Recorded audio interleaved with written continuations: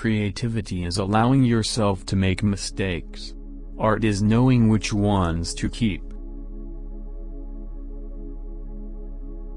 The more I help out, the more successful I become.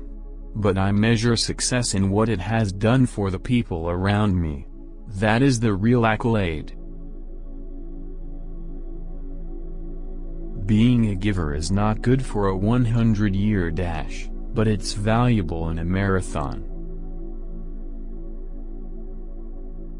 This is what I find most magnetic about successful givers. They get to the top without cutting others down, finding ways of expanding the pie that benefit themselves and the people around them.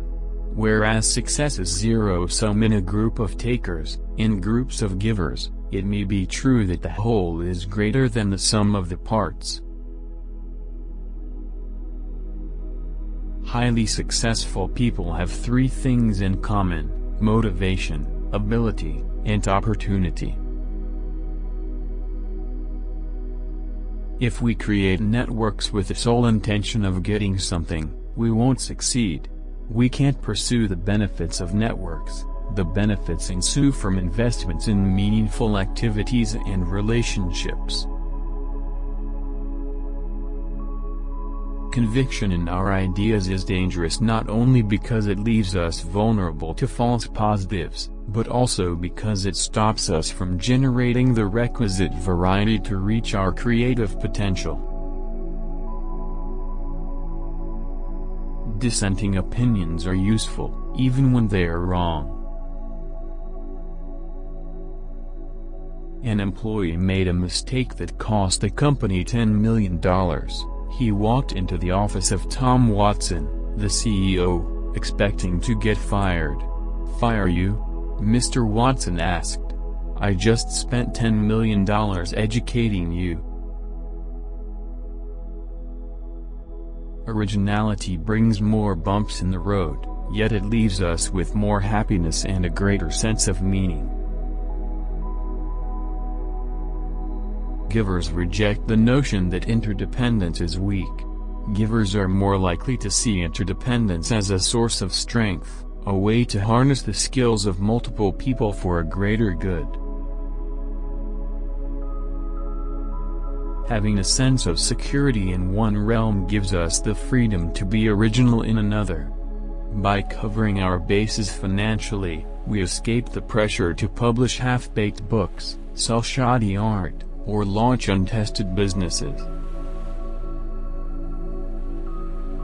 The fear of being judged as weak or naive prevents many people from operating like givers at work. Many people who hold giver values in life choose matching as their primary reciprocity style at work, seeking an even balance of give and take. Excellence is the product of high aspirations and low ego. And they act in the face of risk, because their fear of not succeeding exceeds their fear of failing. After spending decades studying how people deal with setbacks, psychologist Martin Seligman found that 3 P's can stunt recovery. 1. Personalization, the belief that we are at fault. 2. Pervasiveness, the belief that an event will affect all areas of our life. And 3. Permanence, the belief that the aftershocks of the event will last forever. Having a sense of security in one realm gives us the freedom to be original in another. Entrepreneurs who kept their day jobs had 33% lower odds of failure than those who quit. To overcome fear, why does getting excited work better than trying to calm yourself down? Fear is an intense emotion. You can feel your heart pumping and your blood coursing. In that state, trying to relax is like slamming on the brakes when a car is going 80 miles per hour. The vehicle still has momentum. Rather than trying to suppress a strong emotion, It's easier to convert it into a different emotion, one that's equally intense, but propels us to step on the gas. Rather than looking outward in an attempt to predict the outcome, you turn inward to your identity. You base the decision on who you are or who you want to be. Original thinkers doubt the default. In the deepest sense of the word, a friend is someone who sees more potential in you than you see in yourself, someone who helps you become the best version of yourself. Meyer summarizes his code of honor as: 1. Show up. 2. Work hard. 3. Be kind. 4. Take the high road. Argue like you're right and listen like you are wrong. Passionate people don't wear their passion on their sleeves, they have it in their hearts. If we communicate the vision behind our ideas, the purpose guiding our products, people will flock to us. The personality trait most associated with an interest in the arts is called openness, the tendency to seek out novelty in intellectual, aesthetic, and emotional pursuits. Chip Conley, the renowned entrepreneur who founded Joie de Vivre Hotels, explains, being a giver is not good for a 100-year dash, but it's valuable in a marathon. If I had asked my customers what they wanted, they would have said a faster horse. Instead, creators ought to build a car and see if customers will drive it. Before women gained the right to vote in America, many had never before considered their degraded status as anything but natural, historian Jean Baker observes. As the suffrage movement gained momentum, a growing number of women were beginning to see that custom, religious precept, and law were in fact man-made and therefore reversible. Minority viewpoints are important, not because they tend to prevail but because they stimulate divergent attention and thought, finds Berkeley psychologist Sheryl Nemeth, one of the world's leading experts on group decisions. As a result, even when they are wrong, they contribute to the detection of novel solutions and decisions that, on balance, are qualitatively better. As Chris Granger, executive vice president at the NBA, explains, talented people are attracted to those who care about them.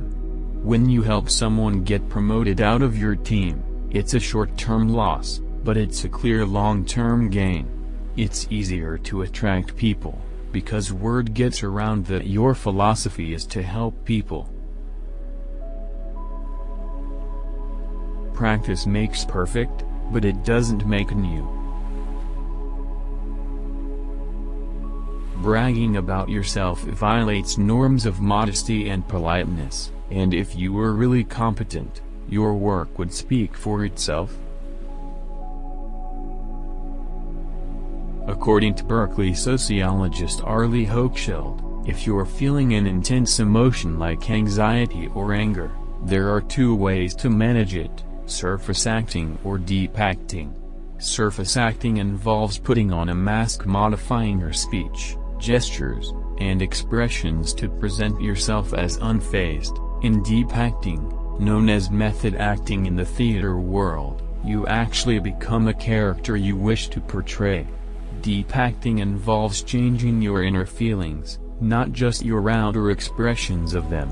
Deep acting turns out to be a more sustainable strategy for managing emotions than surface acting. Research shows that surface acting burns us out. Faking emotions that we don't really feel is both stressful and exhausting. If we want to express a set of emotions, we need to actually experience them. Reasoning does create a paradox. It leads both to more rule-following and more rebelliousness. By explaining moral principles, parents encourage their children to comply voluntarily with rules that align with important values and to question rules that don't. Good explanations enable children to develop a code of ethics that often coincides with societal expectations. When they don't square up, children rely on the internal compass of values rather than the external compass of rules. He's incredibly responsive, which is one of the best characteristics you can have in an investor. He'll get back to you any hour, day or night, quickly, on anything that matters. After all, the purpose of learning isn't to affirm our beliefs, it's to evolve our beliefs. Being original doesn't require being first. It just means being different and better. Attachment. That's what keeps us from recognizing when our opinions are off the mark and rethinking them. To unlock the joy of being wrong, we need to detach. I've learned that two kinds of detachment are especially useful: detaching your present from your past and detaching your opinions from your identity. If you want it to be original, the most important possible thing you can do is do a lot of work. If you want to be original, the most important possible thing you could do, says Ira Glass, the producer of This American Life and the podcast Sheryl, is do a lot of work. Do a huge volume of work. Convictions in our ideas is dangerous not only because it leaves us vulnerable to false positives, but also because it stops us from generating the requisite variety to reach our creative potential. I'm still struggling to accept that Pluto may not be a planet. Practice makes perfect, but it doesn't make new. The gifted learn to play magnificent Mozart melodies and beautiful Beethoven symphonies, but never compose their own original scores. Having a sense of security in one realm gives us the freedom to be original in another. By covering our bases financially, we escape the pressure to publish half-baked books, sell shoddy art, or launch untested businesses. When burnout is being overwhelmed by work. Bore-out is being underwhelmed by work. As one Wharton dean explains, the students call it game face. They feel pressured to look successful all the time. There can't be any chinks in their armor, and opening up would make them vulnerable. It takes confident humility to admit that we're a work in progress. It shows that we care more about improving ourselves than proving ourselves. We were 4 friends before we started, and we made a commitment, that dealing with each other fairly was more important than success. By looking on the bright side, we'll activate enthusiasm and turn on the go system. There's a fine line between heroic persistence and foolish stubbornness.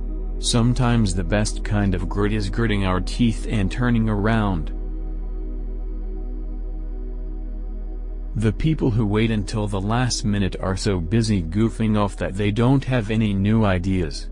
And on the flip side, the people who race and are in such a frenzy of anxiety that they don't have original thoughts either.